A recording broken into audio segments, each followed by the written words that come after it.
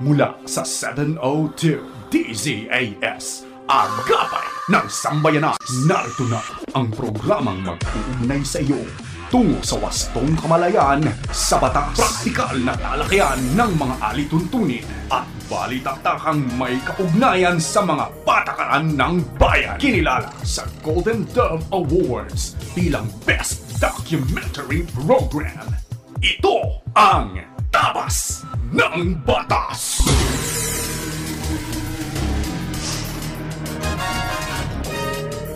Isang magandang Sabado na umaga sa iyo na nakikinig sa anumang bahagi ng Pilipinas, Luzon, Visayas, Mindanao at sa iba pang bahagi ng mundo.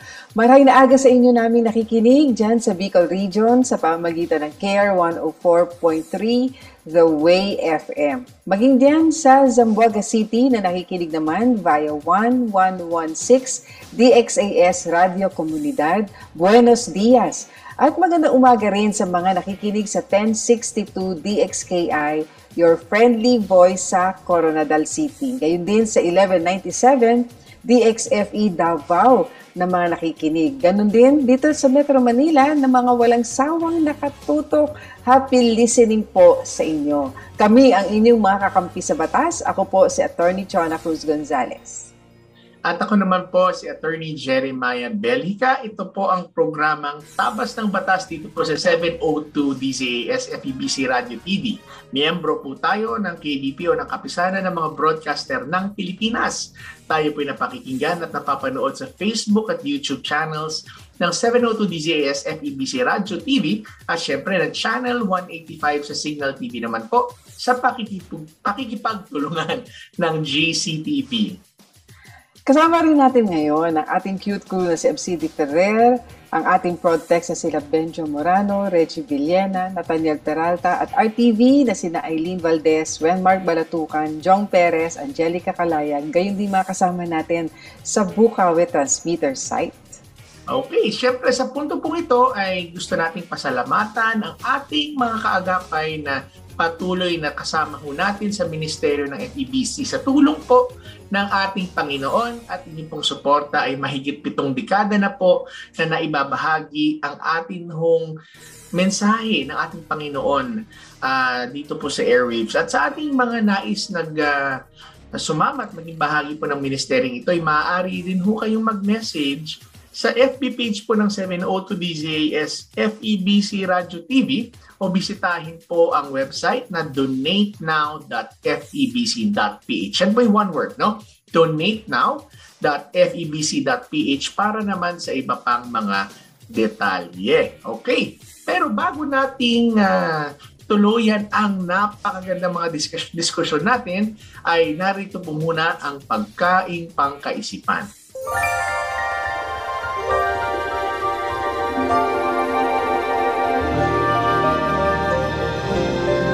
Ito po'y mula sa Filipos chapter 4 verse 9. Isagawa ninyo ang lahat ng inyong natutunan, tinanggap, narinig at nakita sa akin. Sa gayon sa inyo ang Diyos na nagbibigay ng kapayapaan.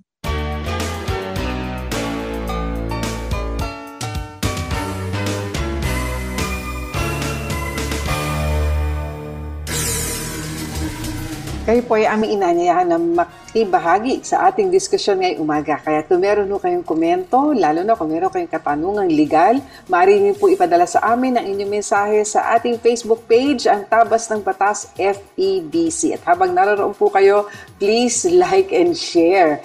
Sa pagbabalik ng Tabas ng Batas, tutungo na tayo sa ating mga segments na punto per punto at akala at panukala segments. Tabas ng Batas!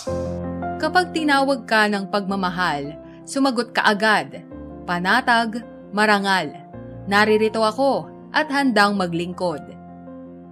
Sundin mo ang sariling puso't kalooban, hindi ang bulong, bighani at tukso na mga wikang banyaga sa iyo. Matitiis mo ba ang patalim ng balakyot? Magtitiis pa ba sa gisi ng maiksing kumot? Mahihimbing ka bang alipin ng takot? Ang pag-ibig mo ay walang kapantay, kundi ang pag-ibig din ng minamahal. Huwag mo siyang bayaang maghintay. Gumising ka, manindigan. Bawat patak ng luha niya'y isang dagat. Bawat ngiti ng tagumpay niya'y watawat. Kapag tinawag ka ng pagmamahal, sumagot ka agad. Matatag marangal, walang bakit, sana maglingkod.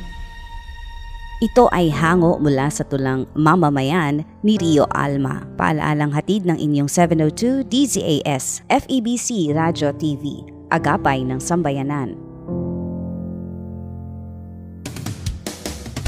COVID-19 na may mild symptoms? Narito ang kailangang malaman sa iyong isolation period. Kung mayroong mild symptoms at fully vaccinated na, kinakailangang mag-isolate ng 7 araw mula sa petsa kung kailan nagkaroon ng sintomas at 10 araw naman mula sa petsa kung kailan sumailalim sa test kung partially at unvaccinated pa. Lamang ang may alam at ang tamang kaalaman ay makukuha sa kinauukulan tungo sa kalusugan ng pamayanan. Paalalang hatid ng 702 DZAS FEBC Radio TV. Sumasahing papawid mula sa Maynila. Ito ang Far East Broadcasting Company Philippines. FEBC. Himpilang 702 DZAS. Agapay ng Sambayanan. Tabas ng Batas!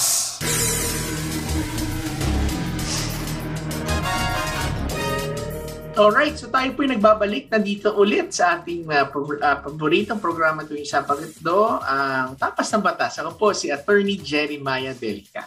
At ako naman po si Attorney Chona Cruz Gonzales at ngayong umaga ay meron tayong napakahalagang pag-uusapan na batas at panukalang batas. Ano? At ano ba ito, Attorney Jeremiah, na of utmost importance, lalo na sa ating national interest at sa kapakanan din naman ng ating mga mamamayan?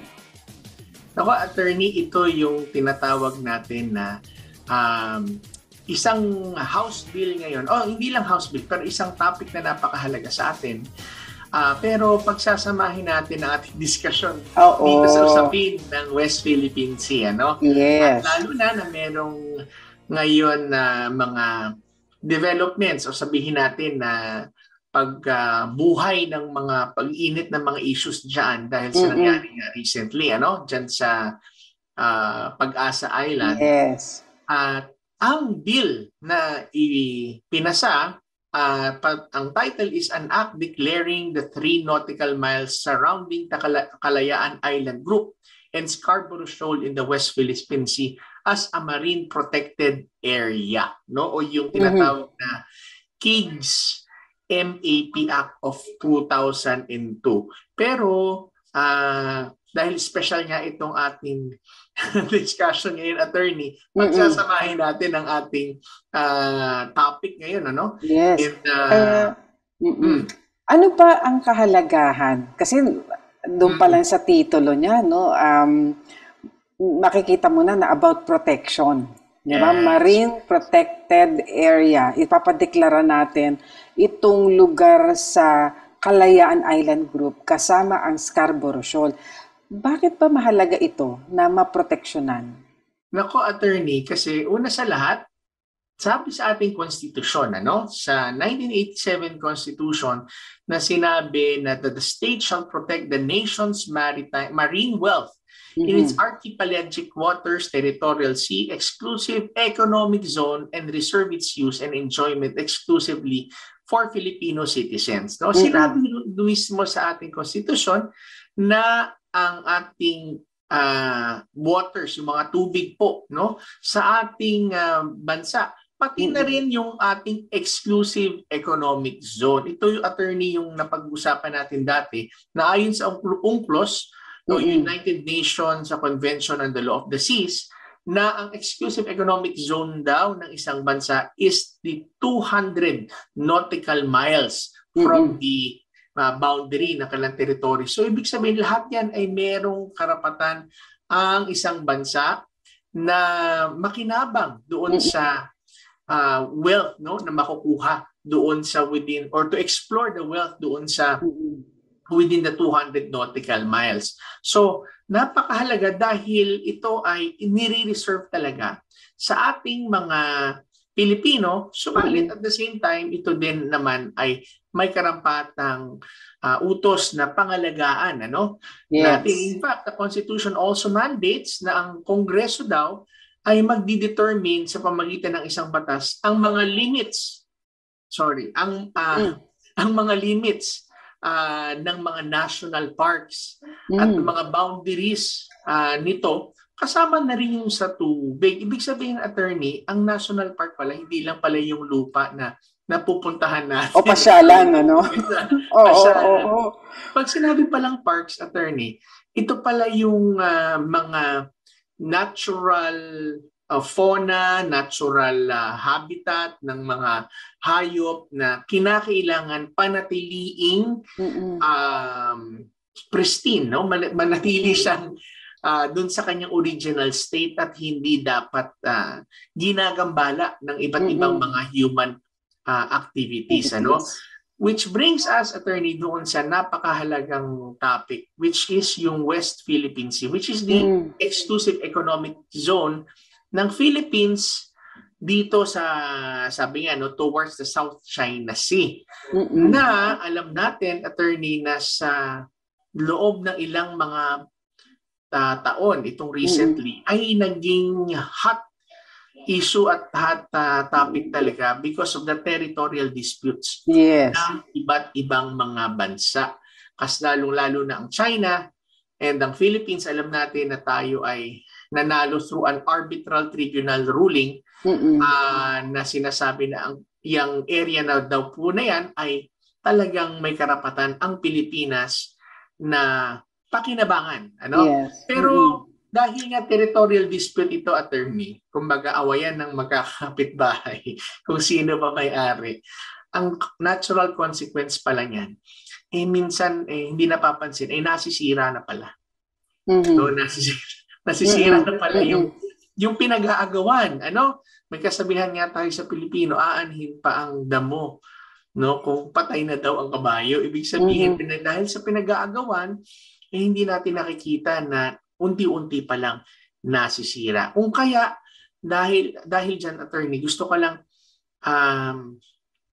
i-highlight doon sa dinidiscuss ngayon na dalawa kasi yan when we talk about sa West Philippine Sea, dalawang grupo ng mga territories natin na dapat pangalagaan. Ang marine protection yung una, yung Kalayaan Island Group, na ito'y composed ng iba't ibang mga isla na sakop din ng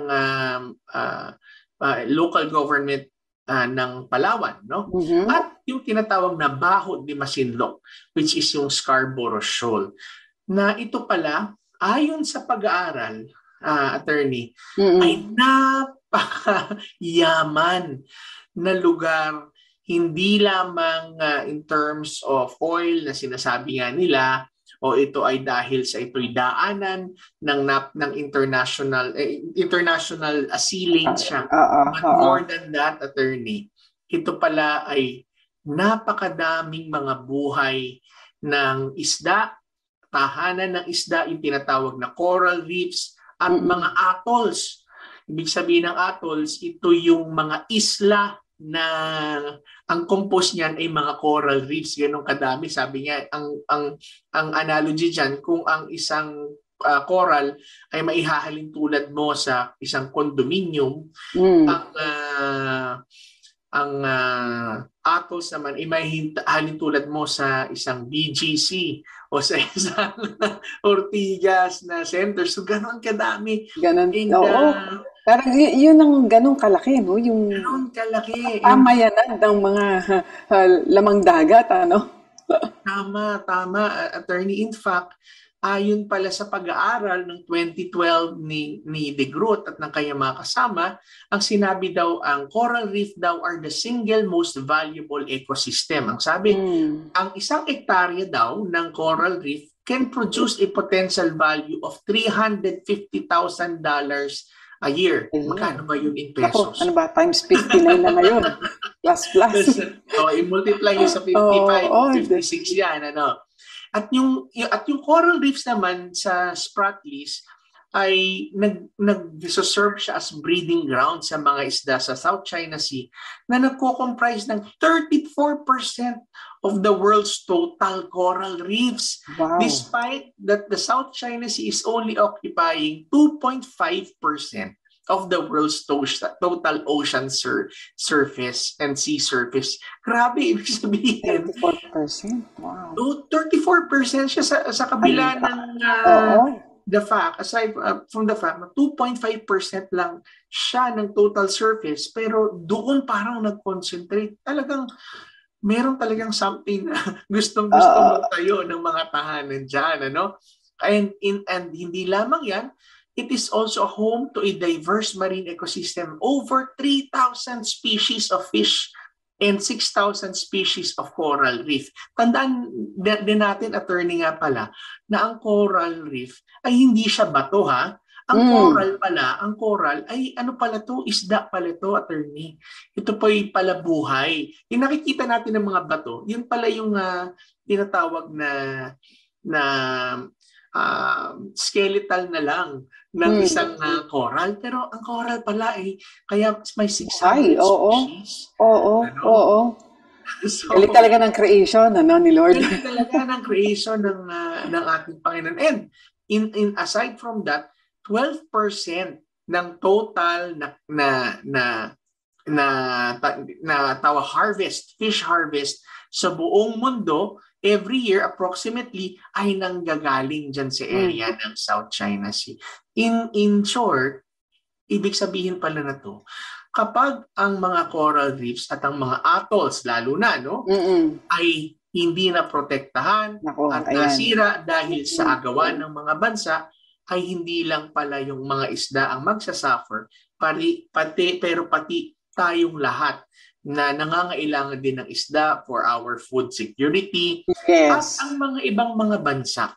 Kung kaya kinakailangan protektahan ng Pilipinas at ng iba't ibang mga bansa pala, attorney, na magkasundo that there has to be an agreement while sinisettle pa ang mga issues on territories, pero magkais at magkasundo na, teka, alagaan at siguraduhin na in our settlement of our issues, we will jointly help to protect the ecology of the West Philippine Sea. And kasi sana hindi lang sa atin. Yes, kasi baka mamaya, attorney, sa pag-aagawan dyan, at kasi di ba, nagpuput ka ng stake mo doon sa isang lugar, talagang nag-exert ka ng effort, gumagawa ka ng mga activities doon, di ba? Para bang ina-assert mo na akin to, etc. Dahil nga sa ganyang kalagayan, nakakalimutan natin nga na nasisira na, no? Yung area na yon, yung breeding ground ng mga fishes. At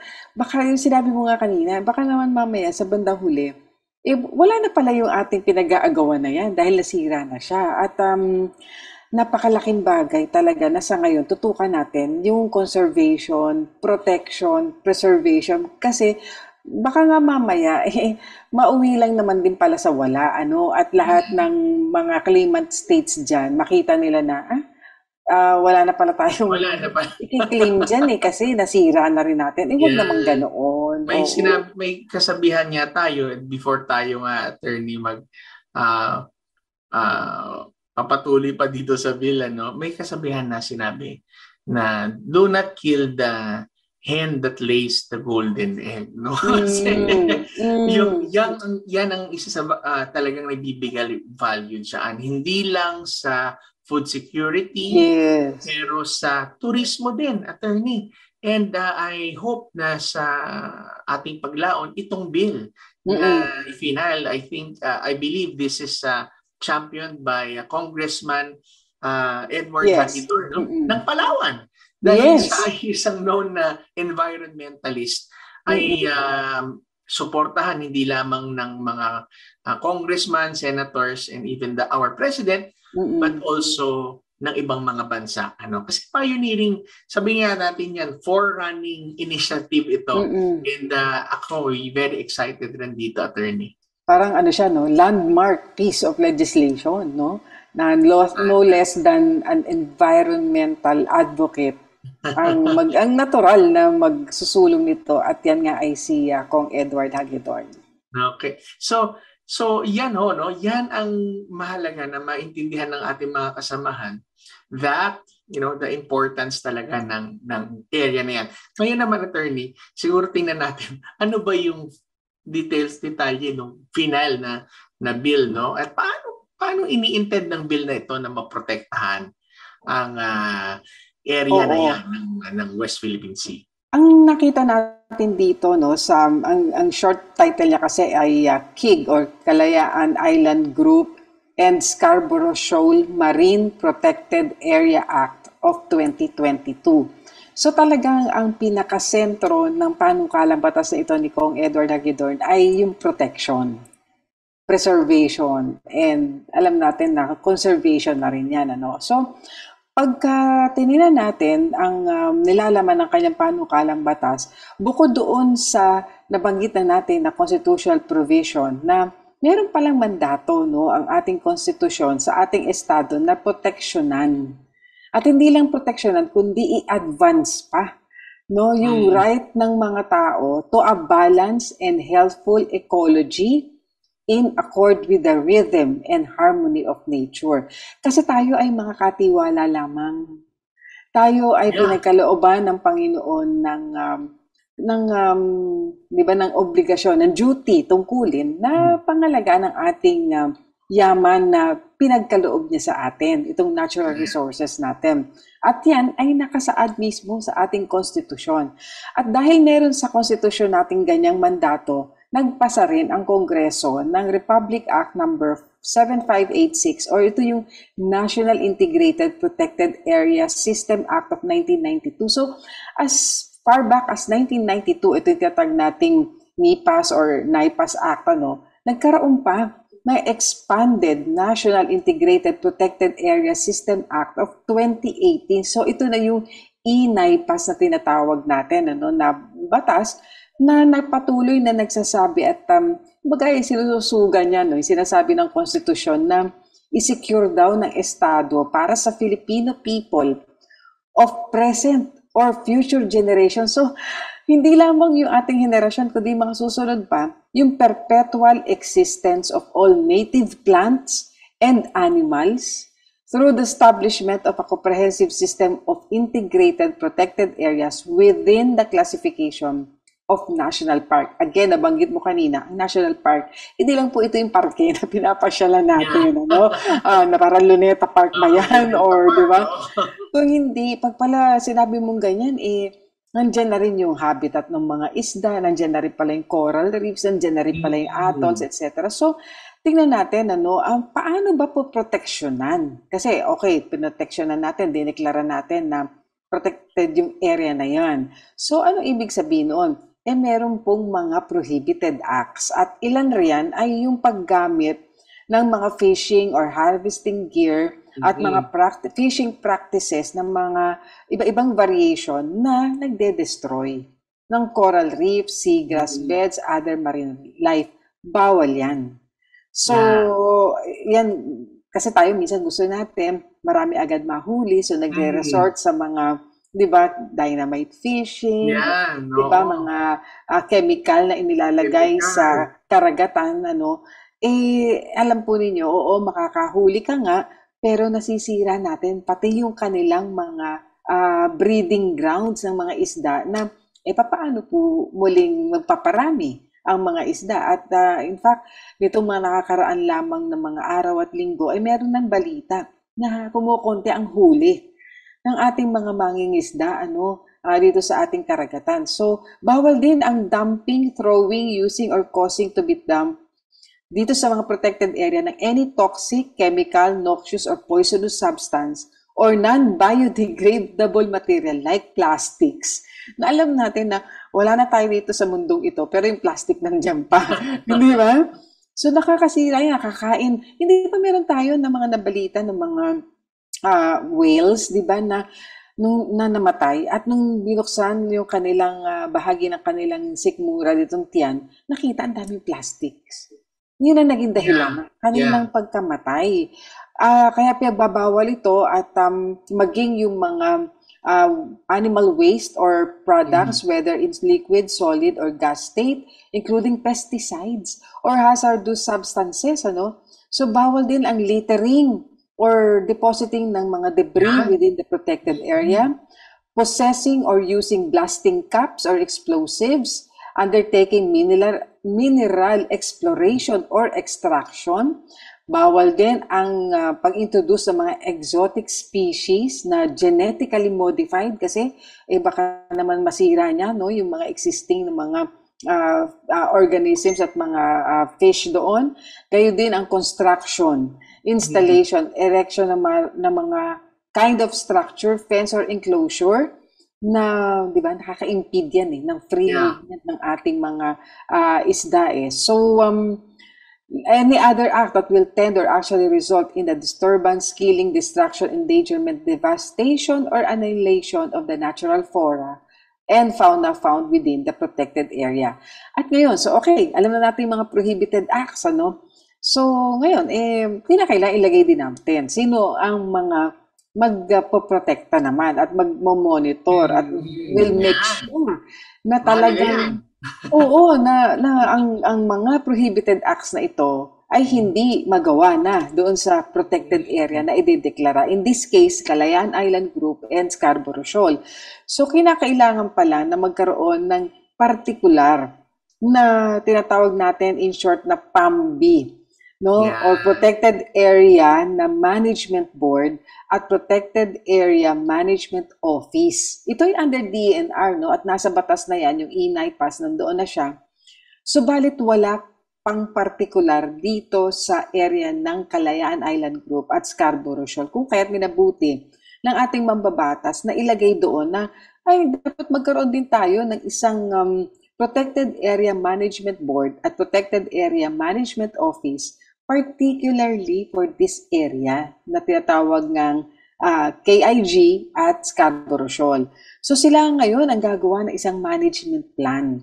Kasi kailangan pagplanuhan mo to hindi naman to pwedeng basta na lamang di ba na gawin ang mga ilang hakbang para ma-ensure yung protection ng area, Dapat may plano.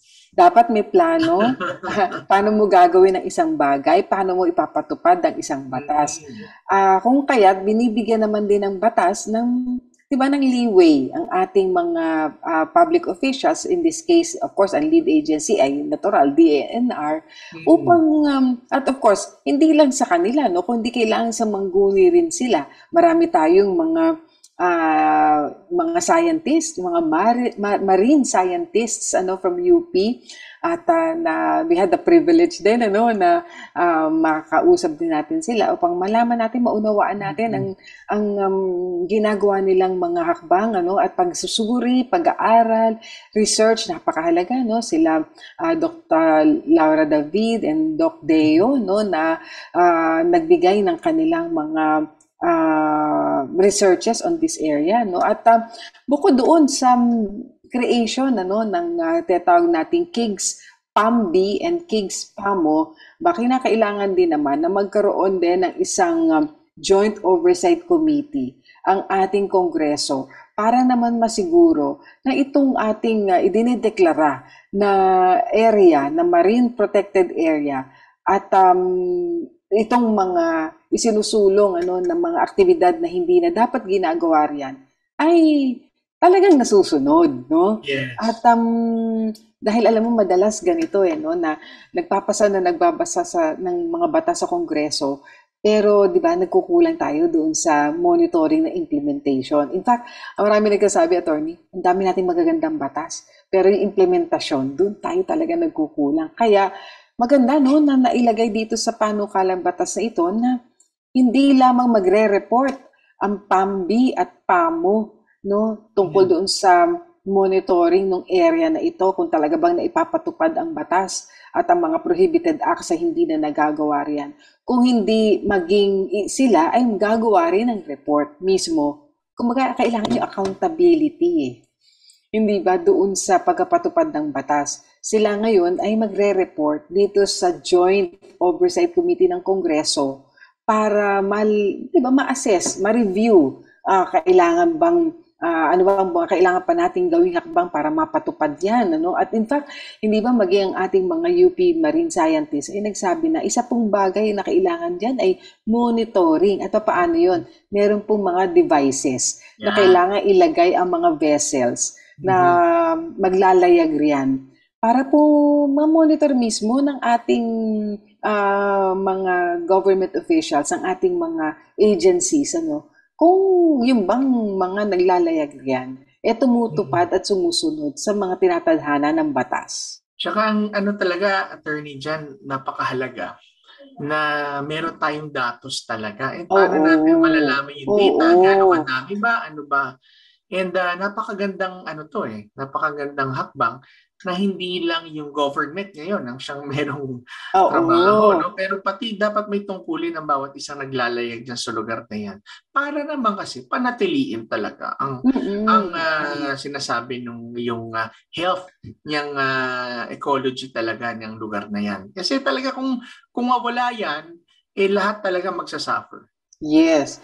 Kaya yan po ay isang panukalang batas sa talaga pong ating tututukan at nawa po ay sa tulong at pabor ng Panginoon sa atin, sa ating mga mambabatas, ay ito ay maging ganap na batas. At makita po natin ang magiging pakinabang na hindi lamang natin ngayon dito sa ating henerasyon, kundi sa mga susunod pang henerasyon. Pag tayo po ay nagbigay ng proteksyon dito sa Kalayaan Island Group at sa Scarborough Shoal. So yan po ang ating itinampok dito sa ating punto por punto at maging dito sa ating akala at panukala segment, ang panukalang batas na Kalayaan Island Group and Scarborough Shoal Marine Protected Area Act of 2022. Sa ating pagbabalik ay dadako na tayo sa ating blockbuster segment, ang Payo de Asunto. Kaya huwag po kayo maglilipat na istasyon, tutok lang kayo dito sa inyong paboritong programang Tabas ng Batas. Tabas ng Batas! Puno na ba ang inyong mga piso para sa Radyo Coin Banks? Maaari na po itong ibalik at kumuha na ng panibago sa mga sumusunod na bookstores, drop-off centers, branches. Praise Christian Bookstore, CLC Karuhatan at Malolos branches, PCBS branches, Mandaluyong, Masagana, Monumento, EDSA Cubao, Eton Centris, SM Fairview, SM Marilao, SM Dasmariñas, Los Baños, Santa Rosa, Imus at sa Back to the Bible Bookstore tuwing Miyerkules hanggang Biyernes lamang. Para sa paraan kung papaano ipapadala ang inyong naipon na coin bank through bank deposit o GCash at iba pang katanungan, mag-text o tumawag sa 0947-333-5605. Maraming salamat sa inyong pakikibahagi sa gawain ng Panginoon sa radyo. Nagpapatuloy sa 74 na taong pagsasahimpapawid ng mabuting balita ni Kristo. Ito ang Far East Broadcasting Company. Sumasa inyo sa 1143 DZMR Santiago City, CARE 104.3 The Way FM Legazpi City, 702 DZAS Mega Manila, 98.7 DZFE Metro Manila, 106.3 DZRK Quezon Palawan, 1233 DYVS Bacolod City, Up 987 DYFR Cebu City, 97.5 DYFE Tacloban City, 1116 DXAS Zamboanga City, 103.3 The New J Cagayan de Oro City, 106.9 DXGR Radyo Gandingan Cotabato City, 1062 DXKI Coronadal City, 1197 DXFE Davao City, FEBC Philippines. Matatag sa pananalig, matatag sa paglilingkod, matatag sa pasasalamat. Mga kasong bibigyang pansin at mga katanungang sasagutin, yan ang tututukan at gagabayan ng Payo de Asunto.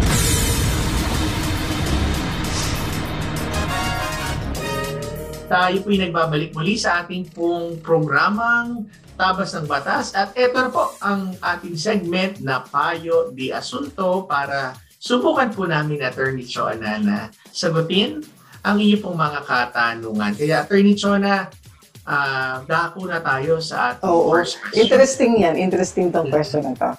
Sige, napo-forfeit po ba ang inheritance ng illegitimate child?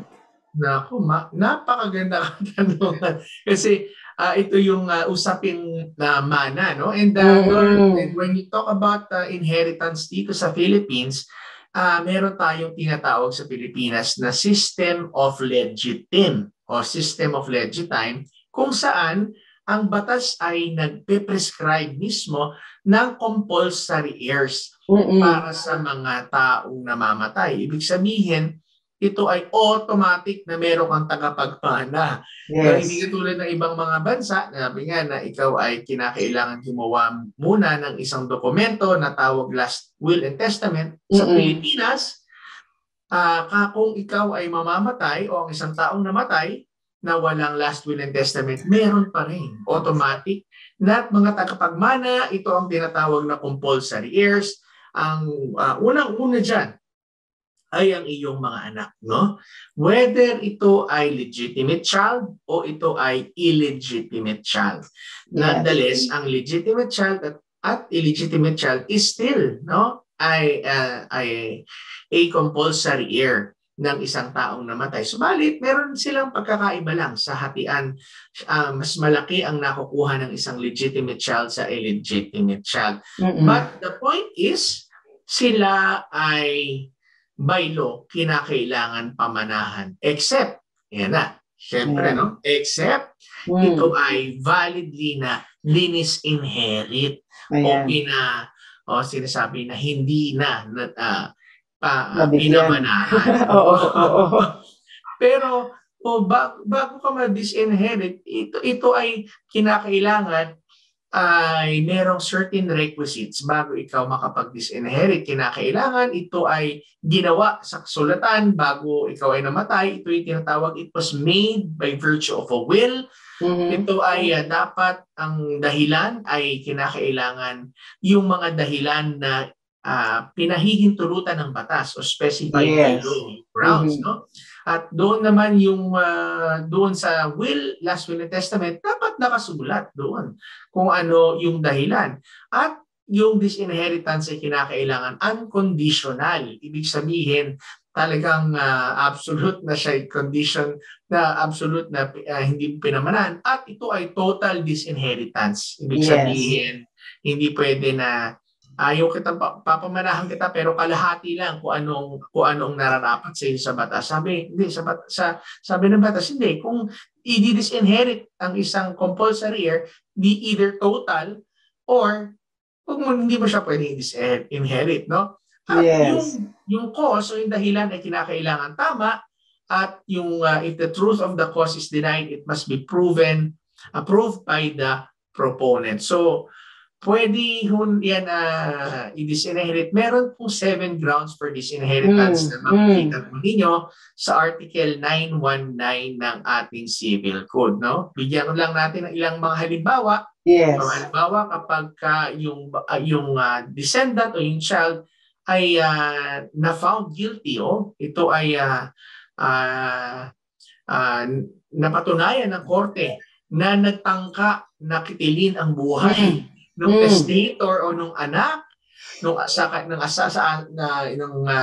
asawa nung taong namatay o yung kanyang ibang descendant o ascendant, pwedeng ipa-disinherit. Kapag yung i-disinherit din ay nag-akusa, inakusahan mo yung magpapamana sa'yo ng isang krimen na merong penalty na 6 years or more.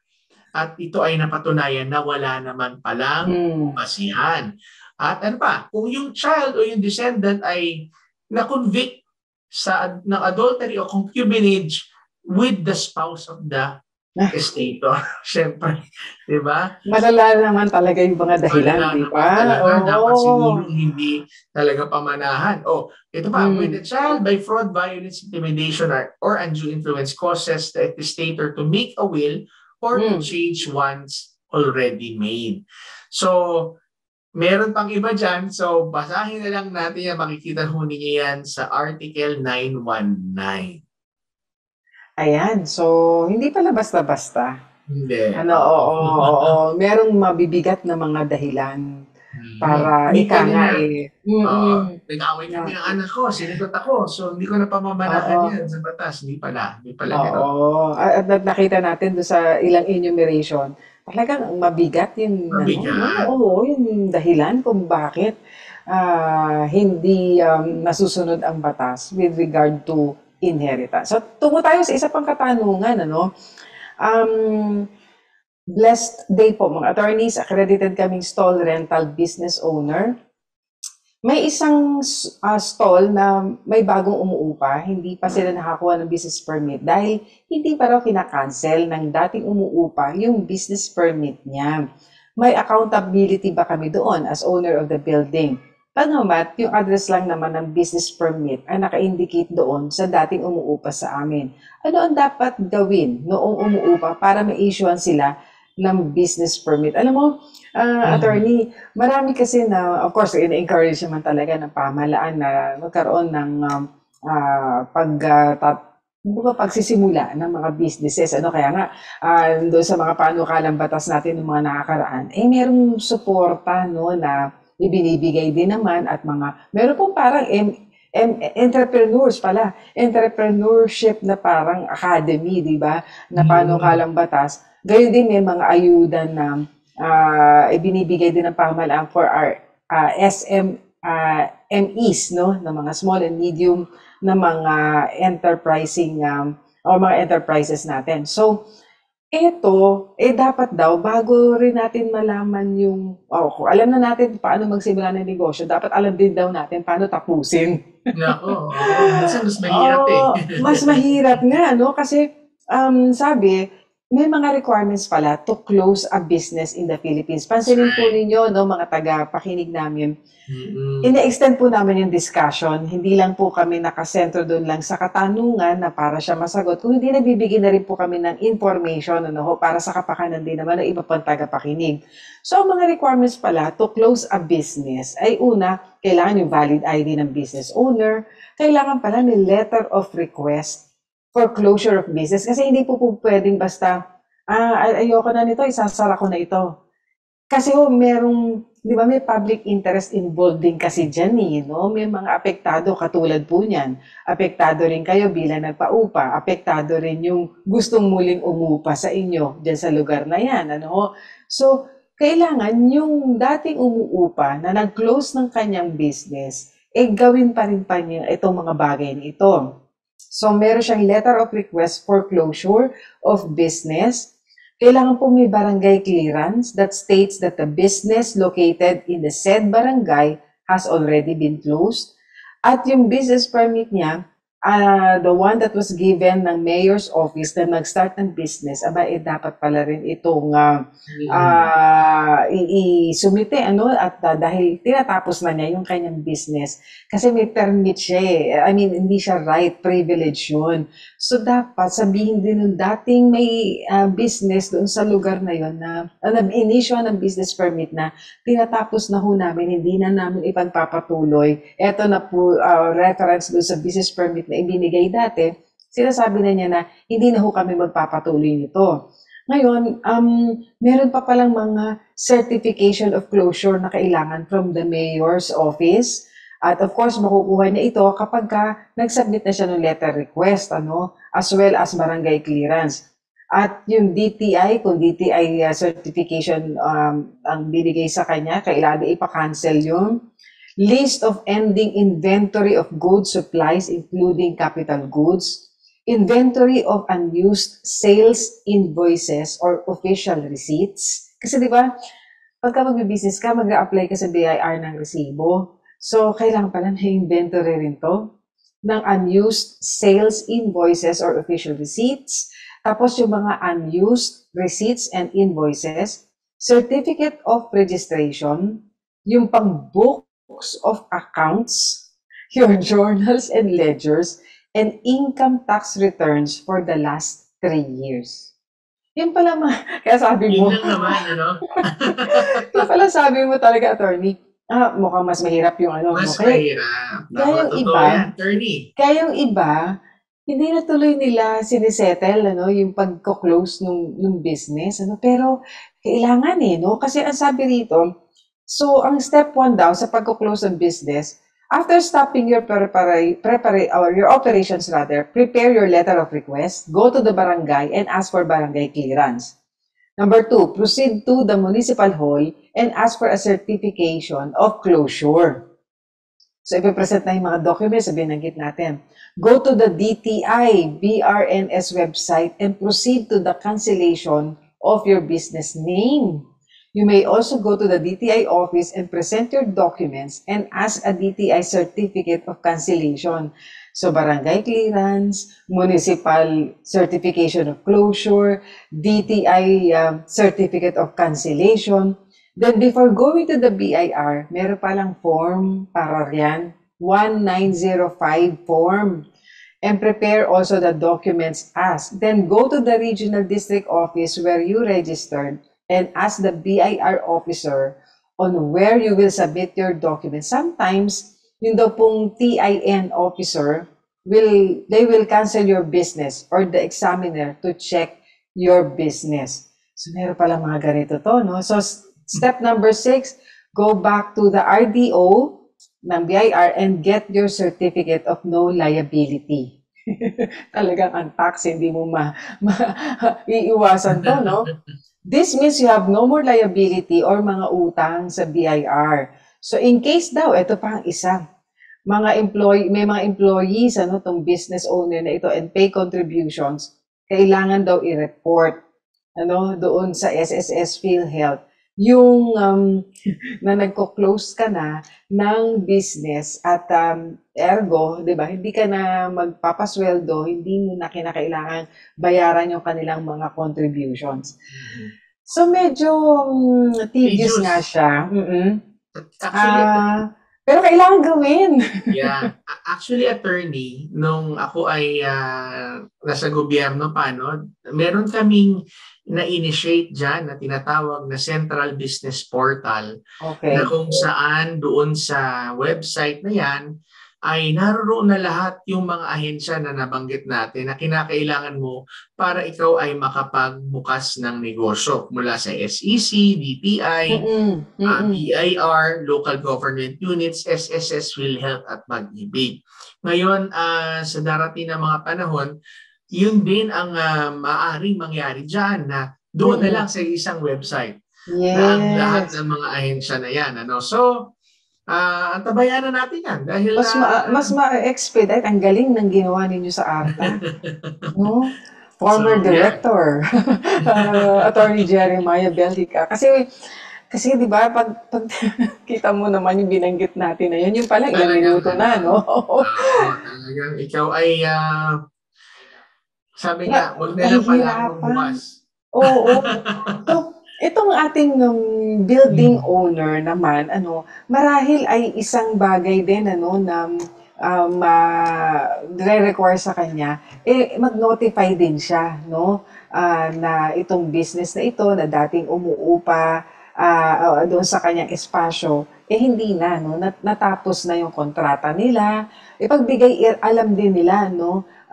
Doon sa mga kinaukulan, like sa munisipyo, etc., no? Na kung saan humingi ng business permit yung umuupa sa kanila dati, ipagbigay alam din yan, no? Na insofar as we are concerned as the business owner or rather space owner, building owner, itong nangupahan na ito na merong ganitong business, natapos na ang kanilang kontrata with us. They have to notify din, no? Kasi para, di ba, malinis din yung record, no? At walang anumang pang, kailangan mo maging transparent, no? In government, kasi pinagagamit mo yung lugar mo dati dito sa business na ito, natapos na.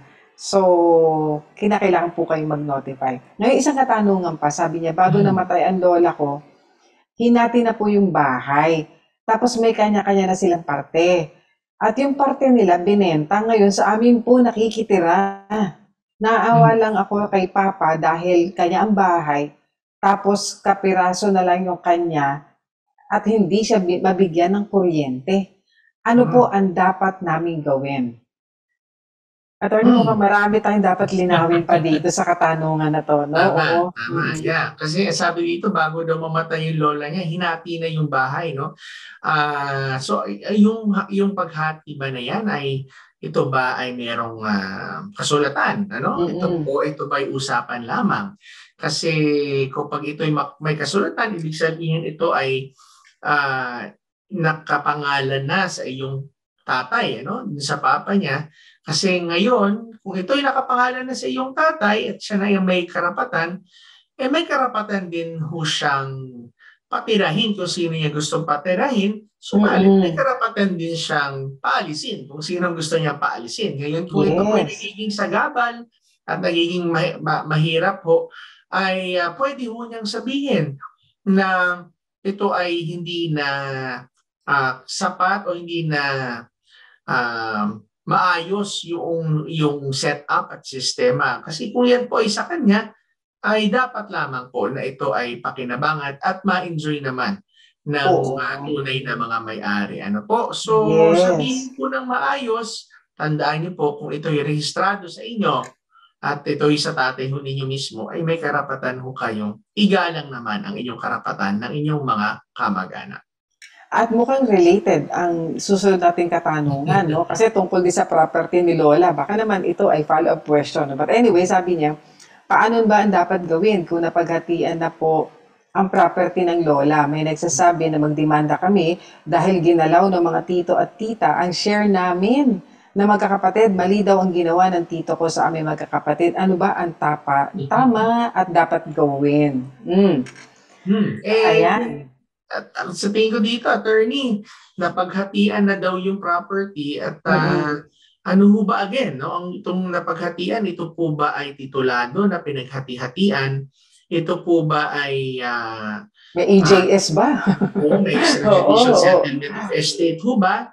At ako, I would assume na kaya sinasabi na yung share nila magkakapatid, ang kanyang sinasabi ay baka yung kanyang tatay o yung kanyang nanay na kapatid ho ng inyong tito at tita ay patay na. Kaya ho ang mga kapatid na, kayong magkakapatid na ang who is stepping in to the shoe ng inyo pong magulang na namatay. Ngayon po, kung ginawa nila ito at totoo naman po na nung kinamatay po ang inyong lola, ito pong lupa na to ay nakatitulo pa sa inyong lola at hindi ho kayo in-inform at hindi ho kayo sinabihan. Ano?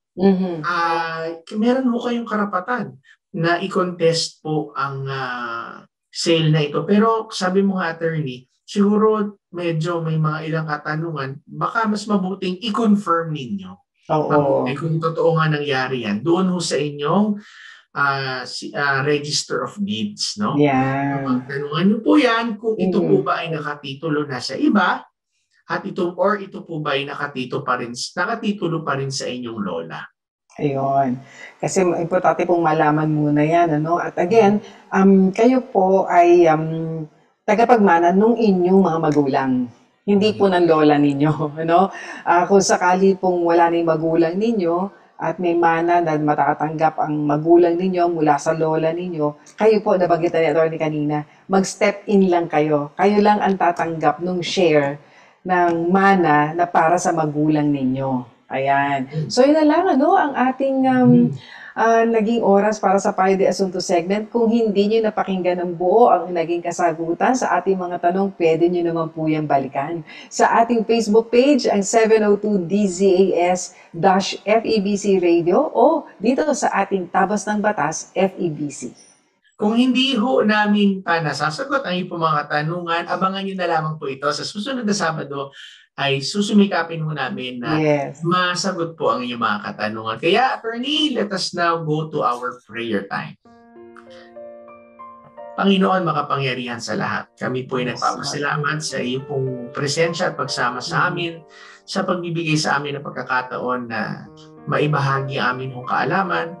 Kami po ay nagpapasalamat sa bill na amin pong na-discuss that aims to protect, Lord, the stewardship na ibinigay mo sa aming bayan. Nalangin mo namin na ito po'y maging batas at maging kapakinabangan hindi lamang sa aming bayan, bagkus Lord sa buong rehiyon at sa buong mundo. Yes. We also pray sa mga tao, para sa mga tao na nangangailangan ng agapay at tulong, legal, at also for encouragement sa anumang mga problema. Lord, we pray na Ikaw ang magpalakas sa kanila, Ikaw ang aming maging tagapagtanggol at tagapagkalinga. Sa iyo namin ibinabalik ang lahat ng kapurihan at pasasalamat sa pangalan ni Jesus. Amen. Amen. Salamat mga kaagapay sa mga tumutok sa inyo ngayon sa radyo at sa online via Facebook at YouTube. At sa Channel 185 sa Signal TV at sa GCTV. Kami po ang inyong mga kampi sa batas tuwing Sabado ng umaga. Ako po si Attorney Jeremiah Belhica. At ako naman po si Atty. Joanna Cruz Gonzalez. Nag-aanyaya sa inyo lahat na samahan kami sa susunod na Sabado sa parehong oras at himpilan. Kaya't lagi po nating tatandaan, kung uunawain at susundin, kakampi mo ang batas. Nais po namin makarinig mula sa inyo. Para sa mga kuro-kuro, mungkahi o mga bagay na nais ibahagi sa palatuntunang iyong napakinggan, sumulat lamang sa 702 DZAS, Agapay ng Sambayanan, 1 Corporate Center, 46th floor, Doña Julia Vargas Avenue, corner Meralco Avenue, Ortigas Center, 1605, Pasig City. O mag-email sa dzas info@febc.ph.